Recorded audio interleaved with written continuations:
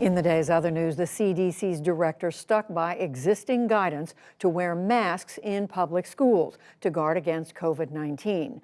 Dr. Rochelle Walensky spoke a day after 4 states announced that they will soon lift indoor mask mandates. She said she believes that caseloads will fall below crisis levels, but in her words, we are not there right now. Canadian officials warned today of mounting economic harm from protests against COVID vaccinations. A truckers' blockade of central Ottawa continued, despite the Prime Minister's demand that it end. And since Monday, trucks have tied up the Ambassador Bridge between Detroit and Windsor, Ontario. It carries 25% of all trade between the two countries. A split in Republican ranks has widened over the January 6th assault on the U.S. Capitol.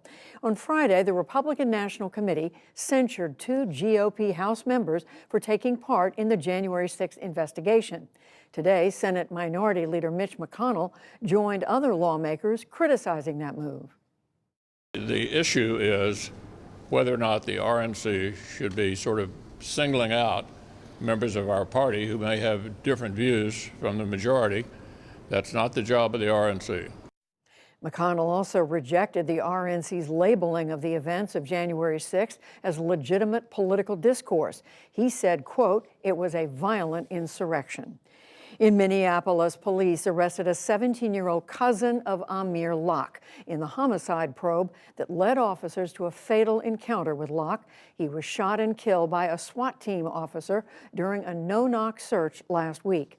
Today, students at several high schools in the Twin Cities area staged walkouts. They demanded justice and an end to no-knock warrants.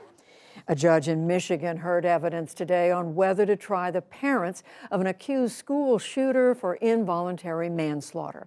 James and Jennifer Crumbley face scrutiny for their actions leading up to the November attack.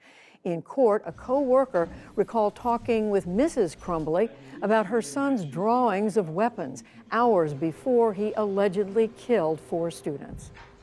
She said that she felt like a failure as a parent, and she showed me a photo of what Ethan had drawn at school. I said she should have brought him home. And why did you say that? I felt it was a disturbing photo, and I thought this child needed to be around family. That's what I would have done, and I told her I thought that's what she should have done. Defense attorneys argued today that the Crumbleys had no idea there might be trouble. The U.S. House of Representatives passed a bill today that would prohibit forced arbitration for claims of sexual assault and harassment. The long-standing practice often benefits employers and keeps accusations from becoming public knowledge. The bill passed with substantial bipartisan support.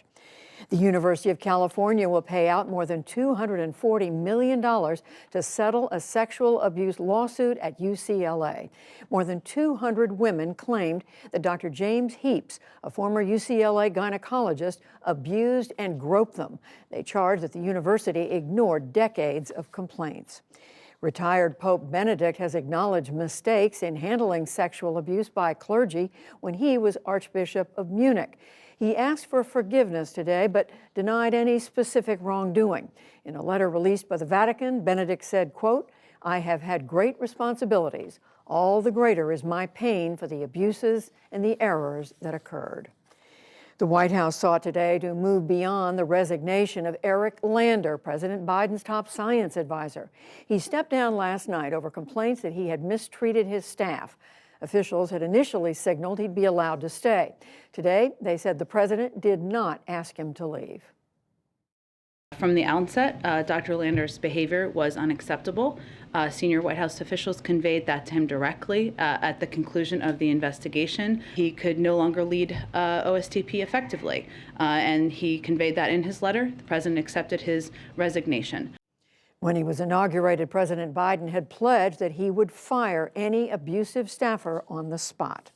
A bipartisan congressional commission is calling for a new strategy to address the nation's opioid overdose epidemic.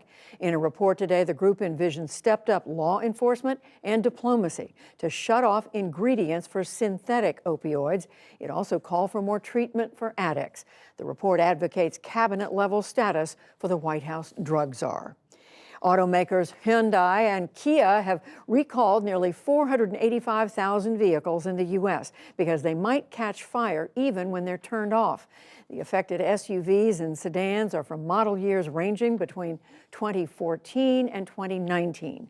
Owners are advised to park the vehicles outside and not in a garage. On Wall Street today, tech stocks and banks pushed the broader market higher.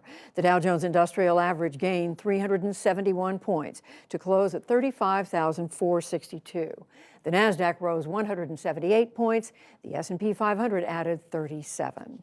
And at the Winter Olympics, American Nathan Chen racked up a world record performance in men's figure skating.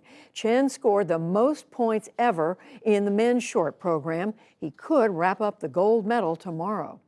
Meanwhile, American-born freestyle skier Eileen Gu won gold for China in the women's big air competition. Still to come on the NewsHour, Congressman Jamie Raskin discusses his new book on the Capitol insurrection. China is accused of using the Olympics to cover up widespread human rights abuses. A former lawyer strives to make art accessible with Lego exhibitions, plus much more. This is the PBS NewsHour from WETA Studios in Washington and in the West from the Walter Cronkite School of Journalism at Arizona State University.